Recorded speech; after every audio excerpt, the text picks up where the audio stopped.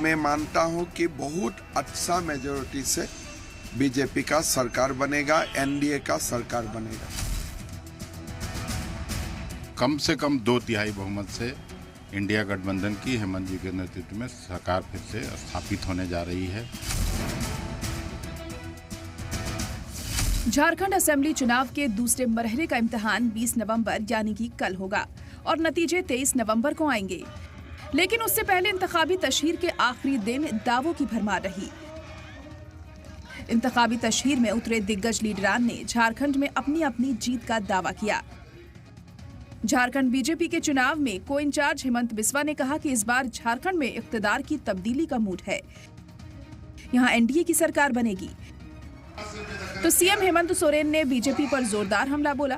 उन्होंने कहा हुकूमत पाने के लिए बीजेपी छटपटा रही है। ऐसा हालत हो गया है जैसा बिना पानी का मछली जैसा हालत हो गया।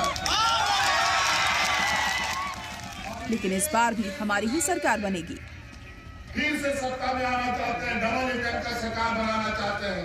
आज चुनाव प्रचार का अंतिम दिन है और हमने जो झारखंड का मूड देखा, ये पूरा मूड परिवर्तन का मूड है।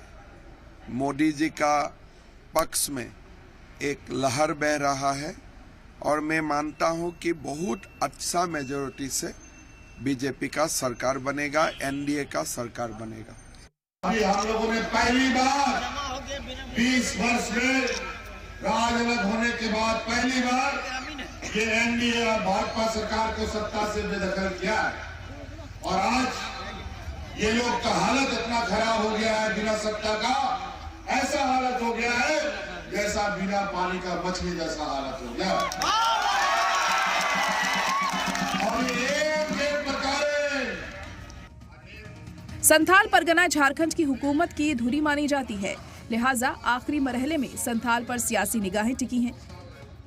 देवघर में चुनावी कैंपेनिंग कर रहे बीजेपी और इंडिया अलायंस के लीडर अपनी अपनी जीत के दावे कर रहे हैं। और मैं समझता हूँ कि पहले जितनी सीट संथाल में हमारे पास से दुगनी हमको मिलने वाली है। हम इधर कोल्हान में भी बहुत अच्छा किया, जहाँ कोल्हान में 0 थी वहाँ 8 से 9 सीट हमारी आने वाली हैं। और कुल मिलाकर मेरा इतना ही है कि हम सरकार बनाने की तरफ अग्रसर हैं। जो हमारे हम मुद्दों पर कुछ महीने पहले हेमंत सोरेन सरकार में वजीर और फिर झारखंड के वजीर आला बने चंपई सोरेन अब बीजेपी में हैं और एनडीए की सरकार बनने का दावा कर रहे हैं।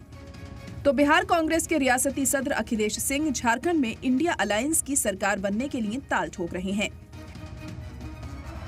भाजपा के पक्ष में हर जगह है, हर जगह। कल बारहट जैसे जगह में इतना भीड़ था आदिवासी का, उसी में अंदाज हो गया, उसी में ही है।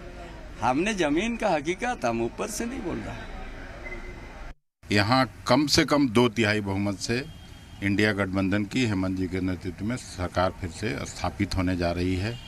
और जो वेलफेयर स्कीम्स था वो गांव-गांव, टोले-टोले तक लोगों के बीच पहुंचा है। भले ही इंतखाबी तशहीर खत्म हो गई है, लेकिन दावों का दौर जारी है। इन दावों और नारों का वोटिंग पर कितना असर होगा, ये तो 23 नवंबर को ही पता चलेगा, जब चुनावी समर का पिटारा खुलेगा। ब्यूरो रिपोर्ट, सलाम टीवी।